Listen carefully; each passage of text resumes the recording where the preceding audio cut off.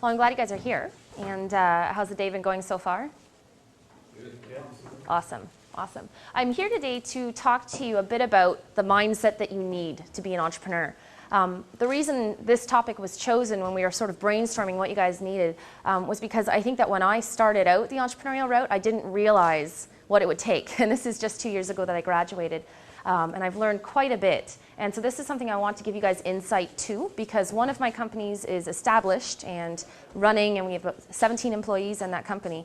And that's the recruiting company. The other company is a startup, a software startup. So I'll talk a little bit about that and how it was quite intriguing to try and get into software. And I'll give you a bit of background on how I actually ended up doing that. So first we'll start, and I'll give you a little bit of tidbits. And if you have any questions throughout, just put up your hand and ask. So do you guys really think you think like an entrepreneur yet? I just want to know, because I want to know sort of where the bar is at. Because I thought I really was an entrepreneur before I graduated. But do we have entrepreneurs here already that have clients that are paying them? Doesn't matter how much, but if clients pay you, then you've established a business. You guys are thinking about that, though, in the future, and that's why you're at Velocity? Yes. Yeah, all right, awesome. So I'm not sure if you guys realize yet that entrepreneurs are very different from the general population. I don't know if you guys have ever experienced this, but I was in my classes, and pre-health pre-optometry was the program. It's like an equivalent of a pre-med program here at Waterloo. And all of my classmates would just study hard and try and get into med school. And that's what all of my family did, so that's why I was actually in the program. So then I realized in my third year, I was really not happy with what I was doing. I wasn't passionate about it. It was kind of like I did the program because my family did it. It was just expected of you. It's also kind of a cultural thing, but that was something that I wasn't happy doing. And I realized that I needed to have some sort of drastic change. And I wasn't thinking the same way that a lot of my classmates were thinking, which is like, go to classes, study hard, get into med school. And literally every single program, or every single person in my program was thinking that way. And I was thinking, okay, there's something different here. I really have to figure out what I want to do. And I don't know if you guys have experienced that in your classmates or realized that some of the classmates do think a certain way, think like everyone else, and then you're kind of sitting there going, well, wait a minute, but I have these ideas, and why is a big company doing it that way? And you sort of, you have the entrepreneurial mindset, and it's just starting. And some of you will be more advanced depending on different experiences you've had so far. But this is something that is so crucial to your success as an entrepreneur. And I'm going to pinpoint a couple of things that you may have seen elsewhere. I'm sure you have seen a lot of this elsewhere, but you really will learn this over the course of the next 4 months, since from what I've heard, Velocity is going to be pretty intense for you guys. So that's quite exciting. But thinking differently is obviously innovative. You've heard that many times before. But what you have to do is feel comfortable about thinking differently. My first experience was actually with Impact. Impact was nothing. Nobody knew what that was on campus. It was a bunch of guys and one girl that had approached me and said, this is what we're going to do, and we want to create this organization about entrepreneurs, and I was kind of like, I didn't even know what an entrepreneur was at that time, really. I knew my father was one, but I didn't really understand what it meant to be an entrepreneur. And so I thought, sure, why not? Because I went to a clubs day, and that was actually the day I can pinpoint, the day that really my mentality started changing. The day started out that I told my mom that I wasn't happy with what I was doing and I didn't want to go to med school anymore. Well, you can imagine my parents were really upset about that, since they'd already invested 3 years of my studies to that, and everybody was sort of expected to do that. Do you guys ever have that sort of norm from your parents, or that expectation? Do your parents expect you to do something? Yeah. And that's something that I found was extremely hard. I went through, and this is where I'm saying this is the entrepreneurial mindset, I went through a lot of hard times trying to convince my parents that going the entrepreneurial route was actually a smart one. And for years, they didn't believe in what I was doing, so much to the extent that they cut me off from funding in terms of my education. They said, well, if you want to be an entrepreneur, you have to survive on your own, and you have to learn what it is and learn the value of a dollar. They had paid my education all the way through, and they had expected to pay my education all the way through med school. At the time, like, I'm sure if some of you guys are getting parents that are funding, you're the lucky ones. And I did not understand the value of a dollar. I also didn't value my education the same way I would have if I had to pay for it. So I almost challenge you guys, if you're not paying for your education, I challenge you to actually pay for one term and see the difference in the amount of times you go to class, the hard work you put in. It really does change things around. But my parents were not supportive of this because my father was an entrepreneur. He has 3 companies and he was a serial entrepreneur, and he said it takes a lot of guts. You know, there's not a lot of glory as everybody makes it seem, and you're going to have to get used to that. This all goes back to, do you think like an entrepreneur? They were really trying to set me up to really understand how harsh it was by giving it to me firsthand. They weren't saying, sure, we'll pay for your tuition, sure, we'll pay for this, and we'll give you some money to start a business. They were not doing that at all because they were making me realize that that's how the real world is. And the reason I want to talk so much about your mindset is that, you know, being an entrepreneur is a hard thing at times, but it's awesome. Like, it's the best job in the world because you get to do what you want. But at the same time, you do have to do things you don't want to do necessarily that aren't glorified. But I think that some of you probably have noticed that the students in Velocity are probably a lot different than a lot of your classmates. You may not know all of them yet, but you're kind of seeing the first hints of it. And really what that is it's your gut telling yourself something that that person also is thinking, you know, about the entrepreneurial road. So there's a reason for this, why you guys are all gathered here. And I just wanted to quickly show dictionary.com. This is what an entrepreneur is, what they state. It's a person who organizes and manages any enterprise. You guys knew that part already. But it's with considerable initiative and risk. They put that there for a reason. Everyone knows that starting a business is risky. Most businesses do fail, right? And I just want to hear from you guys why you think a business fails, like the #1 reason of why a business fails. Any hands? Shout it out. Yes? Lack of sales? Lack of sales, yeah, definitely. Bad timing? Bad time, yeah, definitely. I mean, I think we're seeing that right now with the economy. Definitely bad timing. Yep. Wrong product to give to the market. Yep. The #1 reason, though, is actually people. I know you've probably heard this from everywhere, but it's so people. I've worked with people in the past trying to start a business that are no longer part of the business because people like to say they're going to do something and then they don't do it, or they like to get really excited about something but can't actually implement it. And I'm going to talk a little bit about that, the actual implementation of it. But first I wanted to mention Ashley Qualls. Has anybody heard of whateverlife.com? 12 and 13-year-old girls know what whateverlife.com is, but Ashley's a really cool success story. She didn't really know that she had the entrepreneurial mindset, but she did. She's 17 years old now. She started her business when she was 16, but she didn't actually start it to start a business. She just noticed a trend, and that's what you guys have to do, especially in technology. Like, we're focusing Velocity on web and mobile technologies. You got to notice trends, and that's what you guys have already started doing, and I think you saw Mike Lee last night was talking about it. She started her business by seeing the trend of creating funky backgrounds for MySpace walls. And what happened was all of her friends were pinging her to make more and more. She just made like tons of like little funky hearts, you know, stuff that young girls like. And people were saying, can you put it up on a website so they can automatically get it from her website instead of pinging her? So she bought a website for $8, whateverlife.com. And she borrowed it from her mother because she was 16. She didn't have a job or anything. And it's actually a really cool story because her family was not living in the best of conditions. They were living 4 people in like a 1-bedroom apartment, you know, that sort of thing. So it's an awesome story to tell that she saw an opportunity. She didn't see the opportunity to make money. She just saw a trend that her friends really liked this. So she thought, put it up on there. And then she started to charge people like $1 or $2 per download, right? And what ended up happening is within a year, she got calls from Britney Spears to do all of Britney Spears' designs. She's done all of that stuff, and she's 17, like it's crazy. And she brings over $1 million in revenue a year, and her burn rate is so low because she hired all of her friends who are young, who taught themselves Photoshop to be able to put this stuff together, and that they're the best person because they're the customer, like they are the actual client. So one thing I want you guys to take from this is, one, if a 16-year-old girl can do this, you guys can definitely do this too. 2, she had a little bit of luck, but I do believe that you create your own luck. Do you guys believe that? Or do you guys believe that people who are like Bill Gates just had a lot of luck? Yeah. It takes both, right? But I do believe you create your own luck with hard work. But anyways, Ashley, she did this, and $1 million each year. And that was actually like, that was taken over 6 months ago that I got this from an article. So I'm sure she's making much more now. But she has 8 of her friends that work with her, and they're just graphics designers part-time. She had lots of companies coming to her and saying they wanted to outsource with her, people that were much older than her that wanted to work for her. And she said no, she wanted to actually have her generation do it because that was the customer, that was the client. They know what everybody else wants better than somebody who's our age. We don't know as much as what they do for their age group. So she even hired her mom too, which was pretty cool. So ROI, have you guys heard this yet this weekend or from anyone else? Hopefully. Admit who didn't know what it meant before this, because even 2 years ago I maybe didn't know what it was. So ROI is something you guys have heard probably from VCs. I think Amar was here this morning talking, if you guys were there at that session. They talk about it all the time, because what it means is like how much money do you put in and then that you invest in, and how much do you actually get out. And obviously you want it to be bigger than the amount that you put in. ROI, though, if you think about the principles of it, it is the entrepreneurial mindset. You guys have to ask yourself, why are you guys here at Velocity?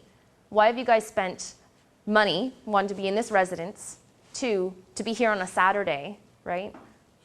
Especially early morning. I'm pretty sure you guys were up earlier than me. But why are you doing these things? It's all a return on investment. You guys are doing this because you think it's a milestone to get somewhere. So this is something I really want you guys to think, honestly, every day. Wake up and say, what am I going to do today, and why am I doing it? The other thing, too, is like, out of all your classmates and now your flatmates, ask yourself, who in this group has the same passions that I do? And then go from there and start something really cool. Think of ROI continuously, because the more you do this, the more effective you're going to be in how you spend your time and what you do and what you put your money towards. So these are the realizations you must come to. Has anybody talked about this yet today? Good. I hope you notice a trend.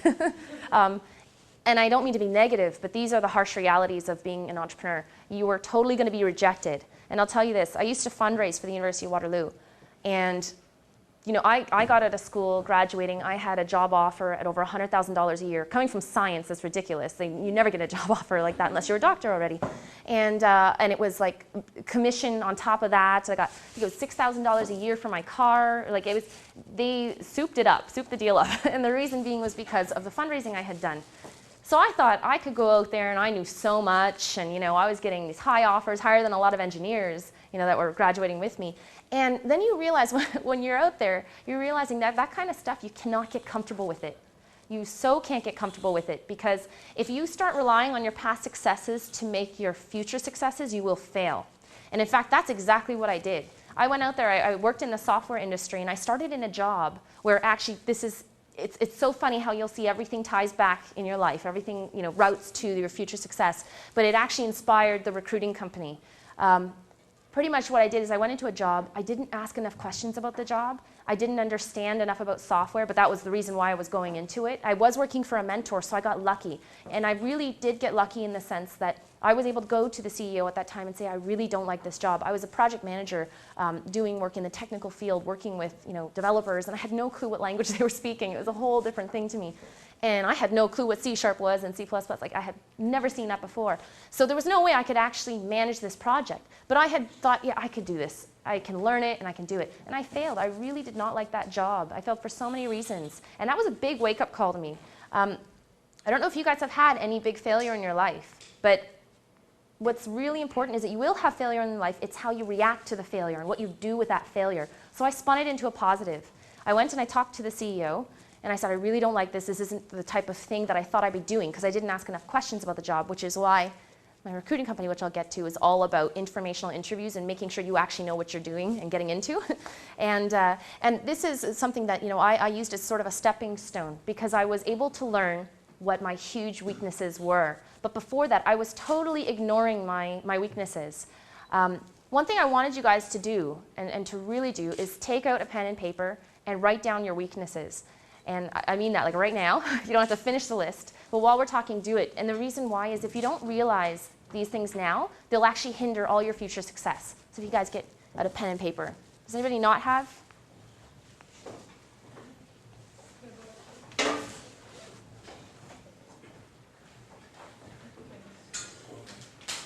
And just quickly write down like one or two things. And I want you really to take this home and start working on it. I'm not going to ask you guys to like shout out your weaknesses, so don't worry. I know you're all kind of looking at me like, oh God, she's going to ask. But I really want you to think about this, because I'm going to give you the solution afterwards to what you do with these weaknesses. But I won't ask you to shout them out, unless somebody wants to. But.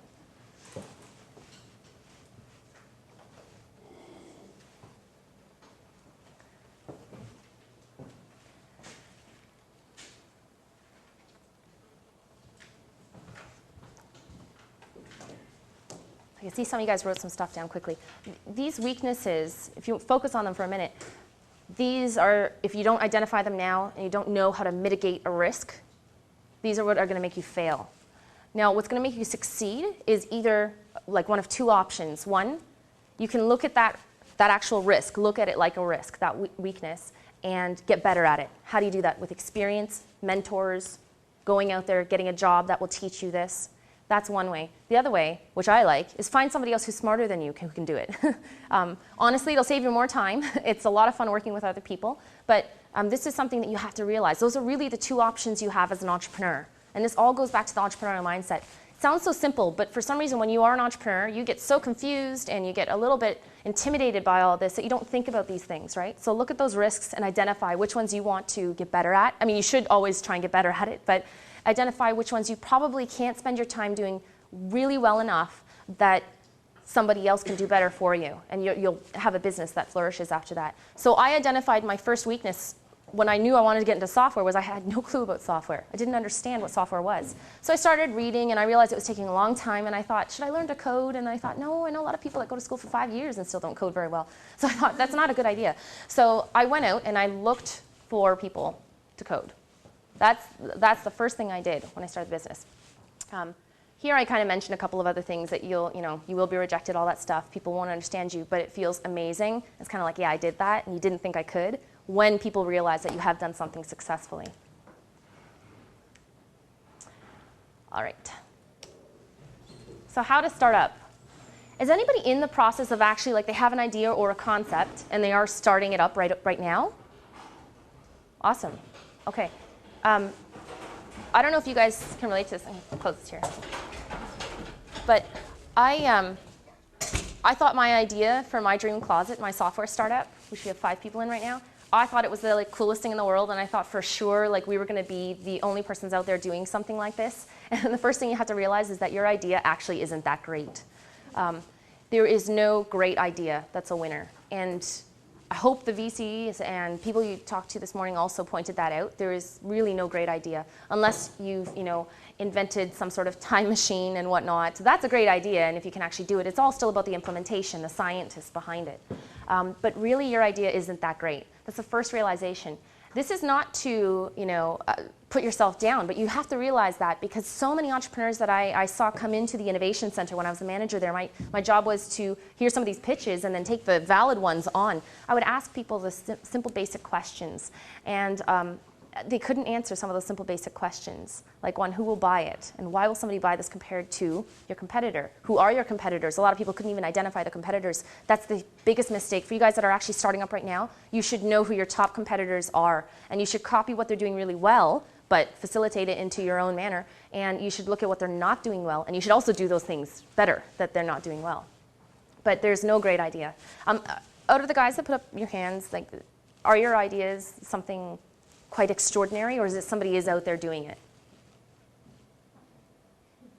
I'd say our idea is not that extraordinary. Yeah. It's just standard fare, I guess. Yeah, and it's something that your goal is to try and do it better than what everybody else is doing it, right? The other thing too is that everybody thinks they're the only person out there doing it. Google it. Just Google your idea, and I'll bet you lots of things come back. If they don't come back, actually, if nothing comes back, a lot of people who are very young mistake it for thinking that's the reason why I should go do it. Be careful with that. It's actually very tricky. If there's nobody else out there doing it, you have to ask yourself very critically why. Because it probably means, and I'll tell you this, 99% of the time, it probably means you probably shouldn't be doing it either. This is something I didn't realize either when I was starting up my business, but you probably shouldn't. So once you realize all of that there are also people out there that are so much smarter than you, more experienced, better funded, have better mentors, then you should begin your business. And the reason I say this is that if you don't realize these things, the harsh realities, you will get kind of blown away somewhere in the process, and hopefully you don't lose a lot of money. I've seen a lot of friends unfortunately do that. And you have to be able to mitigate those risks again by looking at your weaknesses. Market research. Have you guys done market research ever? Yes. Awesome. Okay, that's good. I had never done it in school. In pre-med, they don't teach you that. But this is a must. And you have to get all kinds of different market research done. There's actually organizations. If you guys need other organizations where you can get funding, just ping me and I'll show you the links where they'll actually give you up to $10,000 and a professional to do it if you're in Ontario and a registered business and that sort of thing. And it's very valuable. So if you guys need that, just ping me afterwards. I'll put my contact information up. And how do you start it? My idea with My Dream Closet, I didn't know it was called My Dream Closet. I didn't even know it was going to be this online shopping, trans retail mechanism worldwide. I didn't know that that's what we were going after. I actually just Googled fashion and technology because my mentor had said, what are 2 things you're passionate about? And I said, learning about technology and I love fashion. You know, I love shopping particularly. So I said, Google it. So I started doing that. And I did market research for like 6 months. I pinged all of my mentors. They started doing market research with me on their vacations, which was amazing because they're so much, again, they're so much smarter than you and experienced. And that's what you guys got to do, tons and tons of market research. And everybody does their market research at the beginning and they think they're done. That's so wrong because markets change so quickly, as you guys know in economics. But you got to keep rewinding and looking at this and implementing your market research plan. Market research will completely change your business from one day to the next. So that's something you have to keep on top of. Set up some alerts and whatnot. Connect the dots. Is there anybody here who's like a really, really good networker? And like really good at connecting the dots, like understanding what's going on at the high level of things. And like that person over there could probably do something here. If you're one of those persons, you really have a one-up. And that's something you guys should start learning to do. Because connecting the dots is just taking resources. And resources is money. It's your classmates in this room right now. It's literally your resources you have from home. These are all the resources you have to somehow connect the dots to make a business out of. The faster you can connect these dots, the less time you waste and less money you waste. So you got it. This is just problem solving. And you guys already know how to do this. Is everybody pretty much from engineering here in Waterloo? Or, sorry, here. Engineers, math, science or arts or anything else? Yeah. Yay. Represent.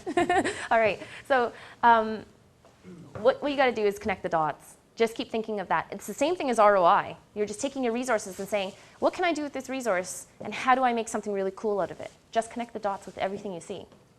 And this is why I'm saying it really is a mentality. When you start to think like this and you start to practice this, some amazing things start coming from it. So I'm going to give you some examples of connecting the dots for My Dream Closet. We didn't know enough about retail. I used to work as a manager of Suzy Shoe when I was like 17 or 18. I knew that much about retail, but I didn't really understand it enough. I didn't have developers. I didn't have educated feedback on demos. I was able to find some developers that would create demos with me that were passionate and understood what it was about, but I didn't know enough about retail. So if you guys didn't, you were in my position looking at this and saying, okay, we don't even, at that point actually I still didn't know it was My Dream Closet, but I knew that I was doing something online shopping, right? But not just online shopping, something that was in-store too, and a huge analytics engine on the back end. I didn't know enough about retail and how retailers wanted to interact with this system. So first thing I did is market research. I looked at Amazon. I looked at everyone else, like Shopbot, Bluefly. Those are largest competitors. I looked at what they were doing with retailers, right? I called them up and I said I was like a dinky retailer in Toronto. And I said, I really want to sell stuff on here. Will you allow me to do it? A lot of them said no until they, unless somebody paid a lot or you had a certain revenue in sales. So then I also realized, well, that's the market right there. That was market research. If I can allow other smaller retailers to sell their stuff online, because they don't know how to have a developer create a website to sell stuff online and they can't track it very well. If I can somehow do that, that'd be amazing. That was just one part of market research we found. We didn't end up going a whole lot that route. We're going to major retailers. But what would you guys have done if you needed to know about retail? If you're in my situation? Yeah, I actually did that too. Go shopping. I started looking at the stores inside. I was like, what are people doing in the stores? What do the store managers think? What are they doing? I heard somebody else say something. Sorry, go ahead. I guess talk to the mentors who are connected to this. Exactly. But I had no mentors in retail. All my mentors were like VPs of Microsoft and software, right? It's all software. And they had no clue because it's software. And I think you guys can, pretty much admit that usually in technology, the fashion folk aren't there, and they're not necessarily very fashionable. And vice versa. Fashion, they have no clue. It's very interesting, and this is where the inspiration came from. When I eventually got to retailers, they didn't really have a lot of knowledge about this. They would always outsource their websites and stuff to someone else, and they'd pay ridiculous amounts for it. So this is something I saw in the market again, right? You know how biotech right now is the hot thing? You guys hear biotech everywhere? We're doing fashion tech. Nobody's doing it. And this is what we're going after, and maybe we're crazy for it, but so far it's been really cool, and people see our demos and what we do. So didn't know enough about retail, so I told all my mentors in technology, I said, do you know anybody in retail? And a lot of them said no, or a lot of them were like, I don't know, and they're so busy, right, because they're important people. But when I told them the idea, all of a sudden they were like, this is really cool, we want to help you, and what do you need? You want a mentor to ask you that. You want them to say, what do you need? Because one, that means that they believe in you and they really want to help. That is your most valuable asset in starting a business. So many people start without having that, and you're going to run into so many walls, big barriers that you could have avoided if you had mentors who were in that space already, who could tell you, don't do it that way. What ended up happening was we got lucky. One of my mentors is an exec at Microsoft Canada. She had said, why don't you demo some of this stuff? Use Microsoft software and then, demo some of this stuff at conferences. So we ended up doing that. And from there, we got like real market research. We got everybody to fill out a feedback form, add their contact information and everything.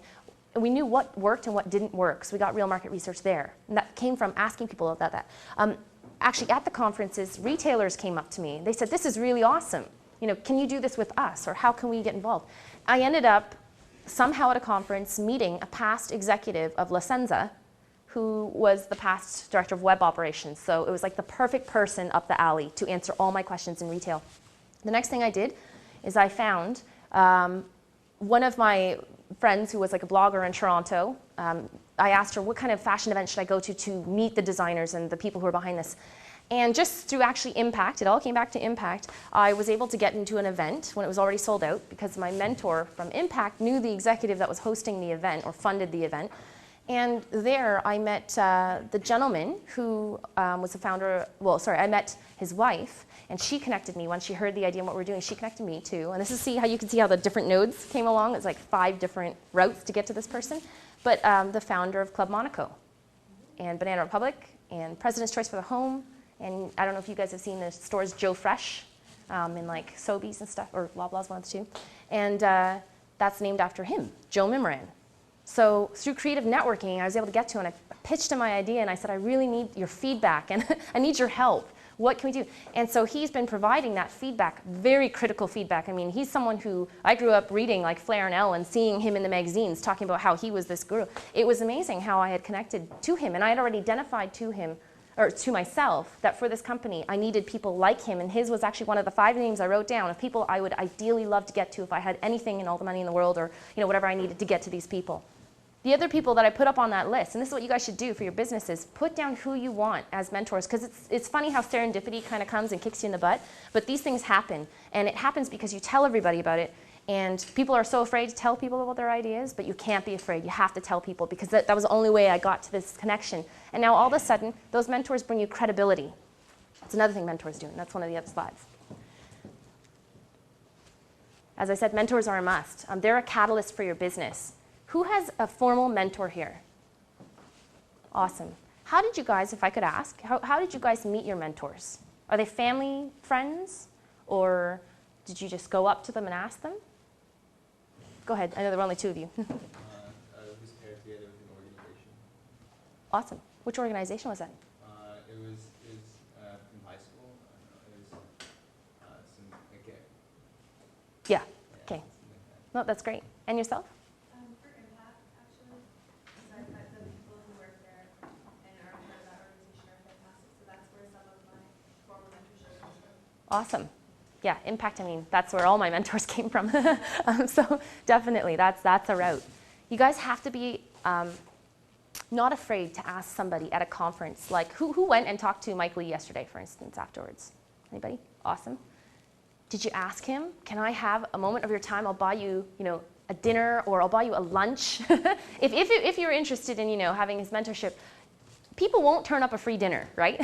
And also, when you show as a student that you're going to take someone to dinner, they know that you mean business, and they already see that you have an entrepreneurial mindset, that you're willing to invest a dinner, which as a student, that's not a cheap thing to do, but you're willing to invest a dinner in them. Don't ask them to coffee, ask them to dinner first. And they'll probably still say no, some of them will. Some of them will say, well, here's my card, get back to me, and then they might not answer your email when you send it an email. Then you have to call them, and so many people don't call. You have to call. So many people will get their emails lost, or it gets blocked by their spam filter, right? So you've got to call people. Has anybody ever picked up the phone to call somebody to sell something to somebody? Did it work? No. Did you try again with the same person in a different route or something? No, I was scared. Yeah. And that's the thing I was mentioning in the first slide is like people are going to reject you over and over again, and you just have to keep calling. I actually learned something recently, which is kind of crazy. Nellie Furtado, I saw this, is very random, but it's the exact same thing. She actually wrote into her home radio station since she was like 7 or 8 years old. And then she didn't become famous until she was 18 with her first song, Fly Like a Bird or whatever. But she actually wrote in like every single month and addressed it to the guy, like the main DJ there, and she addressed it to him and said, I'm going to be famous someday. And she was very cocky in it, but she said, I'm going to be famous someday. You're going to play my songs on the radio someday, so remember my name. She actually said this, like in an interview I was watching, it was pretty cool, and that they actually tracked down the guy who had the radio station and said, yeah, we kept all her letters, because we were like, who's this person? So now the letters are worth something, but this is something that she did over and over again, and they rejected her every time to play her songs, right? That's an entrepreneurial mindset. Very different type of entrepreneur than what we are, but that's the entrepreneurial mindset. You just got to keep calling. You just got to keep doing it. When I worked at the call center fundraising, that taught me that you can get money out of people. If you think about it, you can get money out of people for nothing.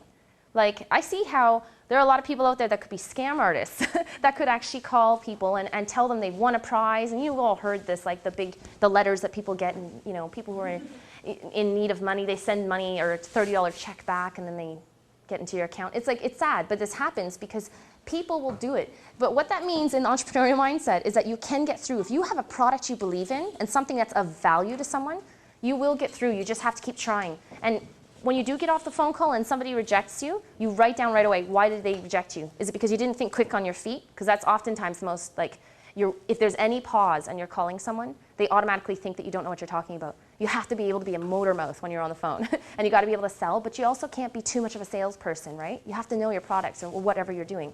Just remember that. Call those people back, okay? Call them again. And I'll help you call them again, actually. Sit down with you. The biggest thing for mentors, and it actually alarms me, but you guys should really, by the end of this term, I'm going to challenge each of you, and I'll probably even ping you to find a mentor, at least one. You have to have mentors. The stuff that I've done, even my recruiting company, wouldn't have just kind of quickly grown if my mentor said, why are you doing it like everyone else does it? You should do it differently. And then as soon as we did it differently, and we brainstormed, we experimented a couple of different ways of doing it differently than what the standard was, all of a sudden we found everybody wanted to use that, right? Everybody wanted to work with us. So get the mentors for credibility, but also for their brain. They know a lot. So this is an experiment. I was going to use a very specific example.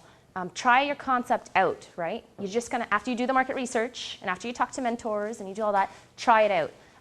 Tell everyone about it. And I just wrote here that your idea isn't that great, so it takes a lot of time to copy or replicate your idea. So you don't worry about telling people. Everybody comes in when they're talking to an angel or a VC, and they're so worried, like getting an NDA signed and non-compete and all this other stuff. Just talk about your idea.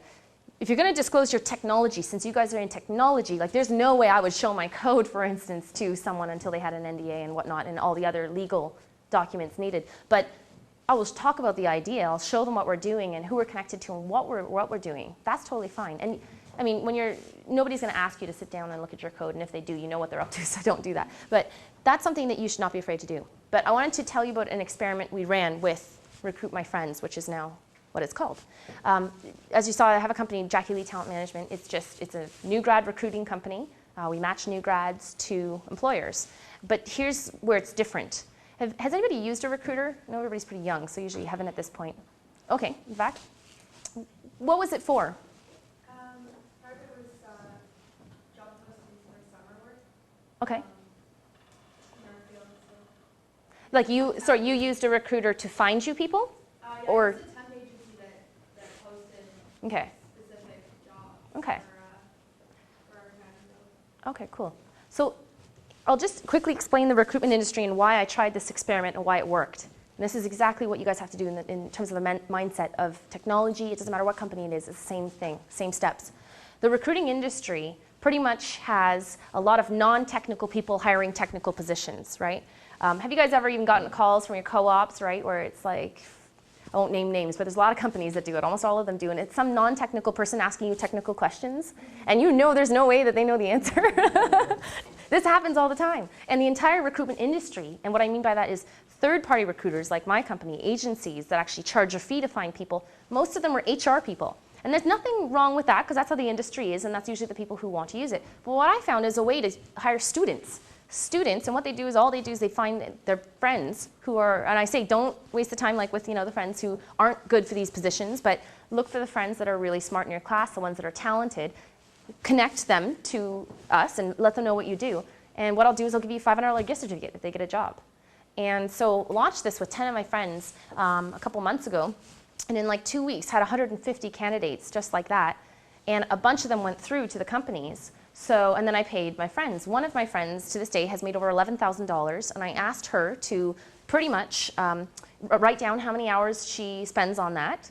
And she said she probably spent about 3.5 hours. So I want to ask you guys, where do you know any other job that will pay you for 3.5 hours, $11,000? Now she went over and beyond though. A lot of other people made like 5-6 grand, but she made a lot because she went and like called up our friends, she got their resumes, she matched them properly, and so what they did then is she had them all in gift certificates, but what I did instead is I said, all right, instead of gift certificates, I can give her the gift certificates if she wants, but also she came on board as a contractor, and so I found a way to use students to have part-time jobs to identify the top talent and match them properly to these companies. And then that was something that the industry wasn't doing because they didn't know how to do it or they didn't have the network, but because I was a new grad at that time, I did have the network to do that. The other thing too was that I completely changed my business model around. Before we were like going to conferences, we were trying to meet people, trying to network, asking them, what do you do? You know, that sort of thing.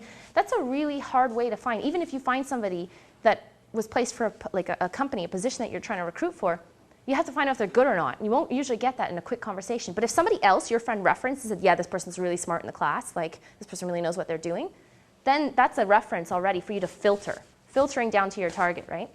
So what we ended up doing is we stopped recruiting to fill positions because I realized that when you do that, you're not really doing it with integrity. You're trying to fill positions because you get a lot of money out of it, right?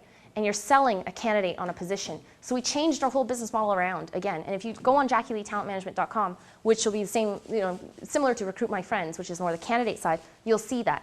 And this was an experiment again that we used.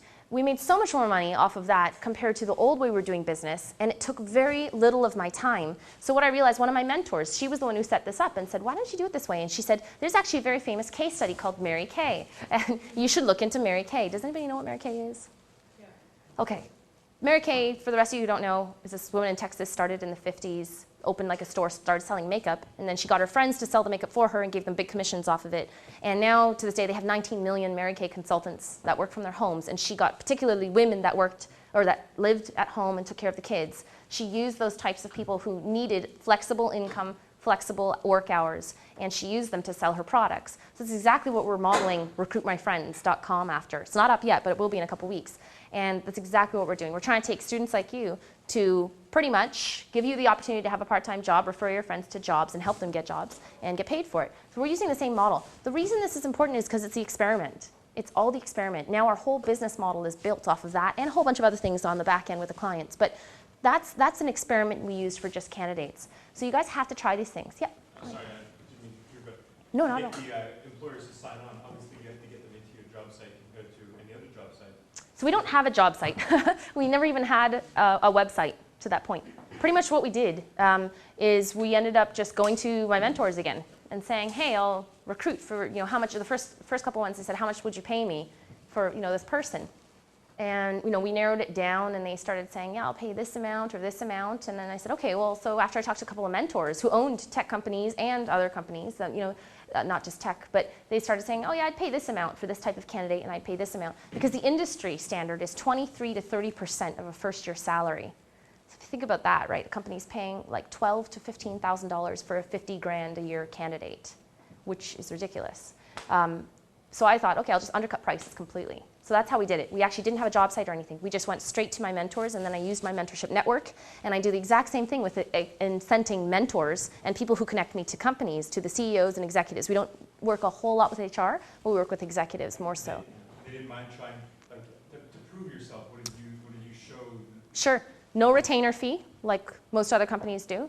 They don't pay me a single cent until I actually produce a result, a hire. And it's if you think about like the actual cycle, it takes maybe 4 hours in total work for me to sit there and work with a candidate. Now I don't have to do that as much because everybody else does it too. But it takes about 4 hours, right? So 4 hours of my time could potentially equal quite a bit, out of a payout. It's definitely worth it to try and do a lot of those at once. So again, mentors it was all mentors.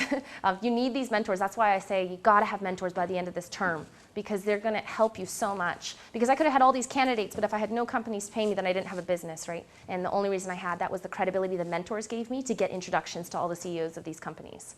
So definitely do that. Are you guys also on LinkedIn? Get on LinkedIn. That's also another big business development tool. So that's another hint. So that's an experiment. I want you guys to see how you have to try things, and things will fail. We tried a couple things that did fail, and you have to realize when they're failing. And one thing I want to ask you guys, does anybody know how to know when you're failing? A lot of people kind of answer this when I ask at conferences. They ask, and they say that it's like if you have to start using your credit card, right? That's not true. So many businesses started off with someone putting stuff on their credit card. You have to have the metric. Sorry, go ahead. Say when people stop giving you feedback and stop. That's a very good indication, is if they've kind of lost their belief in it, or they've lost the willingness to help you. Definitely, that's something, because the time frame, the window of opportunity has been lost. But really, at the end of the day, you have to set some sort of metric to yourself. That's when you know you failed. So it's only based on you. So you have to know, I'm going to put $10,000 into this business. Right, like right now what we do is we say, we're going to put $10,000 into this experiment. We're going to see if it works. And this is the time. If it doesn't work in 2 months and it takes over 10,000, then we're going to scrap it. So that's our personal metric for a certain experiment. You guys just have to decide. Like for your businesses, for the guys who said they're starting up businesses, have you tried to set metrics of how much time you're willing to put into this? Some of you, yes, because that's the most important thing you should do right now. Otherwise, people dig themselves into a hole and they don't know what's going on, and it's unfortunate. So set a metric. Again, this is just part of the overall mentality you have to have. Prove it works. If somebody pays you, then that's good. We're now doing a new experiment with recruitmyfriends.com, and we're going to finalize the concept, but we have to figure out if it works, right? It's all on how this website works and how people notify their friends. Recognize all opportunities. You guys know that velocity is a huge opportunity for you, right? Did you guys know about velocity for quite a few months before you applied? Okay. And so far it's been, what, a week and a half? Yeah. So you've had the opportunity. I don't know if you guys realize this. One, you've had the opportunity. In a week and a half of opportunity, you should have met every single one of your classmates. There's only 70-something of you guys, right? Does anybody know every single one? Oh, you should totally get to know everyone in the first little while too, because you don't want to wait. Later on, it gets harder, right? Like 3 weeks from now, everybody's they're set groups and stuff. Get to know everyone now. Figure out what they're doing. That's a huge opportunity you guys might be missing out on, right? Talk to everybody. Network. Do a power networking session just with each other. That's a huge opportunity for you guys to realize what you guys want to do, what you can currently do, what your skill sets are. It's a big indication of what you could do in the future. The other examples that you've had, of opportunities are you saw a lot of speakers.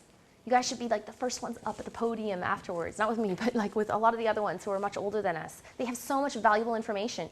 Run up there and find out what they're about. See if they will sit down even for 15 minutes afterwards. What I do is I tell them, do you have 15 minutes afterwards that we could actually chat? I know you're getting bombarded right now, but do you have 15 minutes afterwards that we could quick chat and I could tell you what I'm doing right now, my current endeavor, and ask your advice on how you could help? Usually they can say yes to like 10, 15 minutes as long as they don't have to run somewhere. But definitely do that for every speaker that you meet. That's a huge opportunity. So if you guys haven't reached out to any of the speakers that you've seen today and later on, definitely do it today. I'm staying for the last session, so I want to see all you guys up there talking to the person afterwards. Sanjay Singhal actually spoke at Impact a couple years back, and showing opportunity. He was connected to my brother just because at the end of Impact, I went up and I was like, oh, what do you do? This is what I'm doing, and I'm not an entrepreneur yet. This is in 2005. And I said, this is what I'm going to do. Eventually, it somehow got through the opportunity to work with my brother. And that's how an opportunity is created. It wasn't necessarily an opportunity for myself, but it was an opportunity for someone else. So definitely go up to these speakers, and especially Sanjay, he does some really cool stuff. So go up to him afterwards and chat with him. And things to think about. This is kind of some of the more serious stuff, like when you actually have your concept and your idea and you're going to try and run with it. Have you guys who started a business already, have you guys been offered money? Or have you even sought it? Okay. We didn't seek it. A lot of people sought at conferences, came to get it. And one thing you have to realize is that just because somebody will give you money does not mean your idea is going to work. I can guarantee that if somebody gave you like $200,000 right now for 30% of your business, probably more, you'd probably take it, right? What you have to think of is there's actually smart money. And that's a whole nother session, but you can learn about that, what smart money is. The other thing is plan your exit strategy. Do you guys know how you're going to sell your businesses? I know you just started them, but do you know how you're going to sell them? Or are you going to keep running it for the rest of your life? Or what's the idea there? Out of any of you guys that put up your hand. What about yours? Yeah, developing business plan, so that incorporates how we're going to sell it and present Cool. the actual idea. Do you know what you're going to do, like who you're going to sell it to and that sort of thing? Yeah, we've got some clients lined up and we're working with the first one. We haven't really been able to kind of plan the meeting where we can have a full presentation. Mhm. But, Yeah, well, that's awesome though. One thing to do is think about your business. When is your business going to end? Is it going to end when you end? Or is it going to end when you actually want to sell it? So I know for my dream closet, I even have a specific amount in my mind. I know what I want to sell it for. And I know who I want to sell it to. And that's something you guys have to think of. And then I also know if that person's not going to buy it, I know the second next best person or organization, as I should say, that can buy it. You guys have to know these things. And the reason being is your business plan should totally be around your exit strategy. Because if you're not thinking about the end, you're so going to get sidetracked into another area that will really go like this. If you think about a straight line of getting from A to B, right? And the fastest way to run your business is from going from A to B. You lose less money, you make more money without doing all the side swiping. And if you do that, if you don't know your exit strategy, you don't know how to get from A to B, right? So make sure you take that into account. Because especially you guys are working with technologies, you really have to focus on that. If you're going to try and sell and have an acquisition with another large company, you have to think about how you build your technology now. Because otherwise, somebody's not going to want it from a certain organization if it's not built a certain way or it doesn't have certain components. So think about that. The other thing that's really important that I see, I've unfortunately seen like 3 friends this week that are realizing that it's not worth them staying in their companies anymore. They just have to sell it and get what they can out of it, is they didn't think about their second and third round of financing. So they gave up a lot of equity for the first initial round of financing. Now they've been doing it for like a year to 2.5 years. And all of a sudden, they own very little of the actual business. And it's not to the stage where it's worth a ton. So it's not worth it anymore, right? So you got to think about that. If you get to that stage, definitely ping your mentors, ping people who know about this, about how to set that up to make sure you know about second and third round financing. And the other thing is realize that your inexperience is your biggest risk, but it's also your biggest asset. And the reason why is if you guys go up to a speaker like Sanjay later on, he's going to give you the time of day because he knows you're a student and he knows you're one of the students filtered and interviewed to get into Velocity. And he also knows that if he spends time with you, it's a much higher chance that 1, it's going to be a productive session, and 2, that it's a synergistic relationship rather than the next random person who asks him off the street or at any other conference. So definitely apply that to everything you do from now on. Ask questions. You're going to get rejected, but that's how it is in the entrepreneurial lifestyle, and that'll only make you better. And don't stop asking. Keep calling. So mitigate the risk by finding mentors who are going to give you credibility. So for like the 2 of you who had mentors, that's good. Keep finding more. For everyone else, you've got to get mentors. That's really the only way you're going to succeed without a lot of pain state. So here's my contact. If you want to ever reach me, if you have questions about anything, I can either direct you to resources or links or that sort of thing. There is no dumb question. I've asked a lot of questions that maybe were off, especially to tech people when I was learning about software. Asked a lot of embarrassing questions. But you know what? That stuff leads you to somewhere else. And sometimes it affects your credibility if you ask a question that maybe isn't the brightest one, but you learn something from it. So ask questions. Feel free to ask me anything. If you guys have any questions now, I can also take some. Yep. Can you explain my dream closet? You kind of touched on it. Yeah, I can a little bit, yeah. Let's do it quickly. Pretty much it's an online shopping system with an analytics engine tying social capabilities like Facebook, obviously, to it. And it's using new technologies from Microsoft is what we have started out doing. Again, planning our exit is what we want to do, so you can pretty much guess what we're trying to do there. And this is something that, because we've done it, they have an amazing partnership program where they give you like free licenses and opportunities you would never get anywhere else. So, that's another route if you have questions about. But there's many other partnership programs through other companies too. This is just the one we chose because of our circumstances. But yeah, my dream closet at the end of the day, we're trying to do an in-store analytics system tied with online shopping. And online shopping right now is like a $22.1 billion market. And Canadians still really aren't shopping online. But online apparel is the fastest growing trend. It actually in 2006 beat out online shopping for electronics, which was always the highest since history of the internet, shopping. And so that's something that we're trying to go after, is that online space and online shopping for apparel. There's a lot more other things to it, but that would take a long time. Any others? Yep. When you're trying to sell something over as your phone, you know how people say you gotta keep calling and calling? Yeah. And I have experience of doing that, and I was just calling and calling to be able to talk to the person. For example, you have to go through a secretary or the person's not available. Okay, yeah. But then when you finally get to talk to the person and then he says no, and then you can feel that he's really Frustration. not going to buy the idea. Yeah. Do you still have to make a call, or like is there any guideline? Well, revise your plan and then call back. Yeah, like don't call back with the same thing, because you obviously didn't find it of value. But one trick actually that you guys can use when you're calling, because you're going to have to cold call at some point if you start a business. You're going to have to call people that don't know you and don't know who you are and probably don't want to talk to you. One trick, and this is the most valuable trick you'll get, and I learned this working at the call center here, is when you call a company, ask for janitorial services. The reason being, and it's so funny how this works, secretaries won't put you through because they know they get these calls all the time. Janitorial services has no clue most of the time who the CEO is or the executives, right? They don't know really who you're trying to call a lot of the time just because it's not in their nature of their business, right? So they'll actually sometimes put you through straight to the executive. It's funny how it works, but it really does. So that's probably the best cold calling tip I can give you in like 1 minute. So definitely try that. So you guys too, who said you tried? Call. Janitorial services, it works. Any other questions? All right, oh, go ahead. When you were talking about you didn't get enough feedback from your demos, and you were talking about demoing it at a conference when that Licenza representative. Right. What conference was that exactly? And like. Sure, the first one, it was called actually a DigiGirls conference.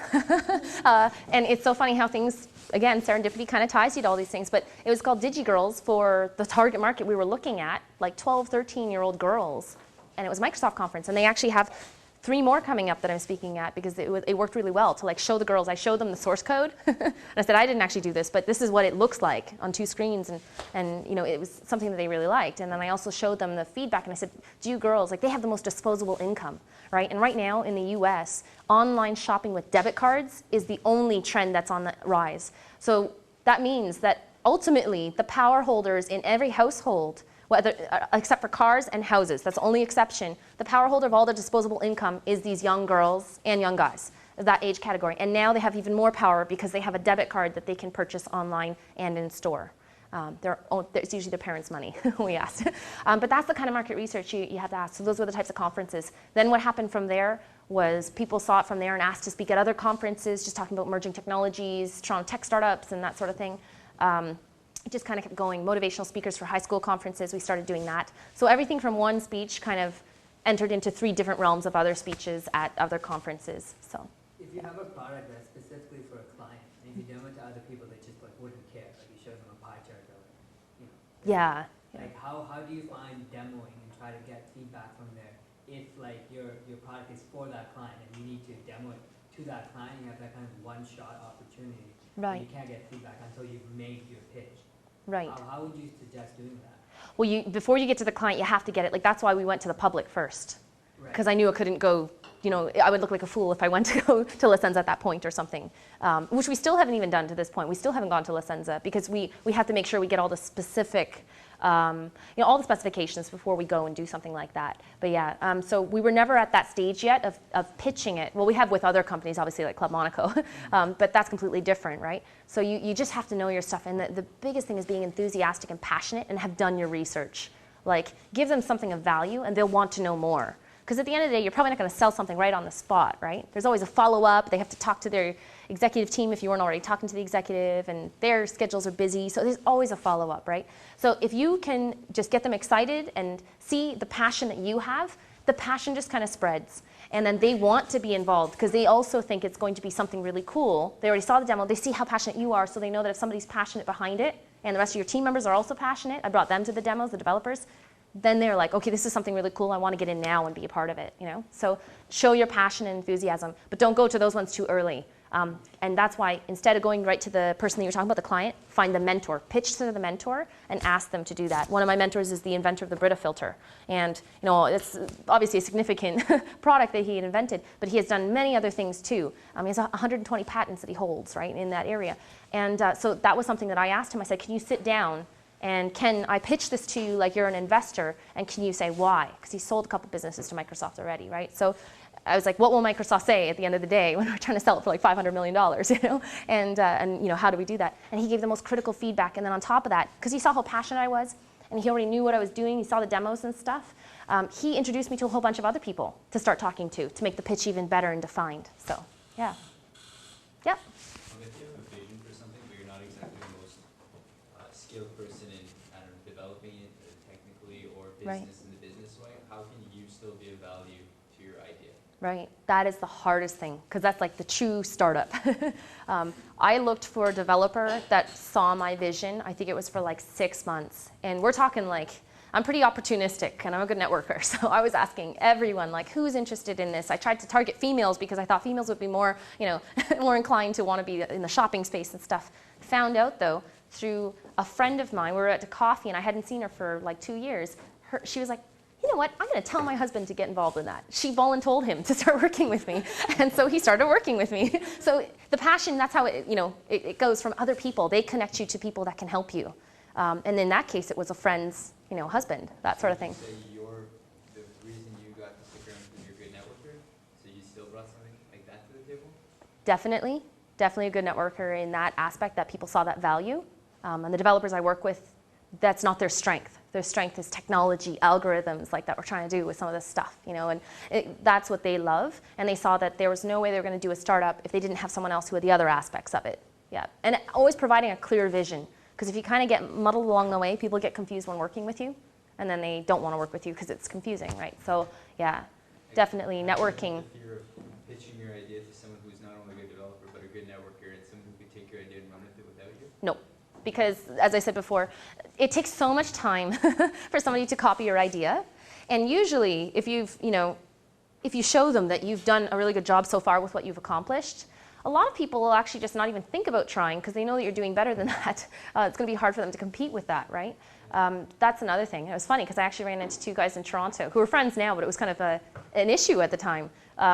We were talking about them becoming part of the team. They knew some of the developers, just by reputation. Right? They didn't actually know them, and so they were like, can we meet? And so I started chatting with them about the idea. They said, well, this is what we want to do it, and they were really demanding and asking for a lot to become a part of the team. And I said, well, that doesn't really make sense. That's not very fair in what we're doing.